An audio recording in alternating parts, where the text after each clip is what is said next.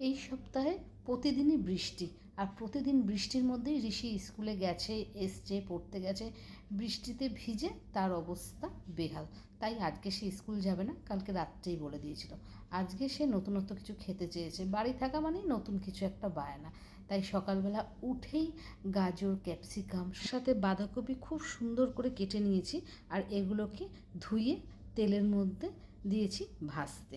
এগুলো কিন্তু নরম করে ভাজবো না, একটু ক্রিস্পি করেই ভাজবো, ওই হালকা করে নাড়িয়ে চাড়িয়ে নেওয়া আর কি। আর তার মধ্যে দিয়ে দিয়েছি অল্প পরিমাণে নুন। আর এই দেখো, ভাজা আমার কমপ্লিট হয়ে গেছে। এটা কিন্তু একদম নরম হয়নি, ক্রিসপি হয়েছে। এবার এটাকে আমি সুন্দর করে প্লেটে নামিয়ে নেব। যে প্লেটে খাবারটা পরিবেশন করব সেই প্লেটেই নামিয়ে নিয়েছি সুন্দর করে।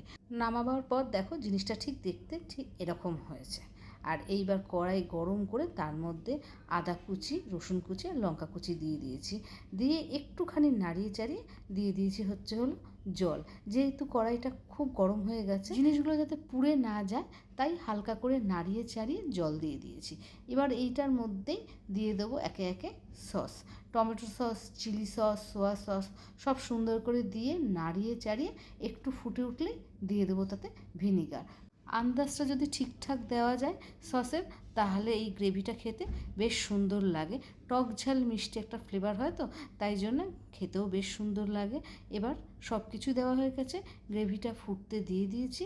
গ্রেভিটা ভালোভাবে ফুটে উঠলেই এর মধ্যে দিয়ে দেবো কর্নফ্লাওয়ার, আর তারপরে আর একটু নাড়িয়ে চাড়িয়ে নেব যতক্ষণ না গ্রেভিটা একদম ঘন হয়ে যাচ্ছে। গ্রেভি এদিকে হতে হতে আমি চিকেনটা করে নেব। আগে থেকে চিকেনের মধ্যে আমি কিন্তু গোলমরিচ, নুন আর ডিম দিয়ে ম্যারিনেট করে রেখেছিলাম। এতে কিন্তু রসুন, আদা, পেঁয়াজ কোনো কিছুই দিইনি বা কোনো কিছুর রসও দিইনি। শুধু খালি ডিম আর গোলমরিচ দিয়েই ম্যারিনেট করে রেখেছিলাম একটু নুন দিয়ে। এবার এর মধ্যে একটু কর্নফ্লাওয়ার দিয়ে সুন্দর করে পাকোড়ার মতন মাংসগুলোকে ভেজে নেব। আর যতটা সুন্দর ক্রিস্পি হয় ঠিক ততটা সুন্দর করেই ক্রিস্পি করে ভেজে নেব।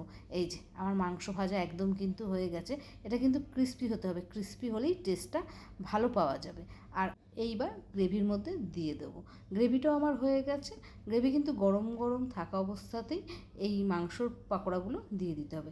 এবার গ্রেভির মধ্যে দিয়ে ভালোভাবে নাড়িয়ে চাড়িয়ে নেব, যাতে গ্রেভিটা পাকোড়ার সাথে খুব সুন্দর করে মাখানো হয়ে যায়। আর এদিকে আমি রুটি বানাতে বসিয়ে দিয়েছি, যেহেতু রুটি দিয়ে খাবো তাই জন্যে রুটিটাও রেডি করে ফেলেছি।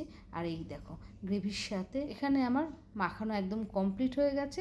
আগে থেকে যে সবজিটা করে রেখেছিলাম ঠিক সবজিটার মাঝখানে এটাকে সুন্দর করে সাজিয়ে দিয়ে দেবো।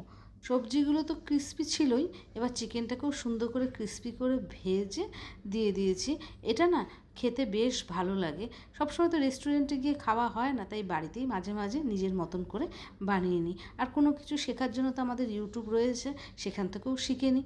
তাহলে বাইরে গিয়ে সবসময় খাওয়া না হলে বাড়িতে বসেও খেতে পারি। এই যে প্রথমেই সুব্রতকে দিয়ে দিয়েছি, ওর না বেশ ভালো লেগেছে খেতে। সত্যি কথা বলতে ঋষিরও বেশ ভালো লেগেছিলো। ঋষি অবশ্য পরে খেয়েছিল, সুব্রত খেয়েছিল আগে।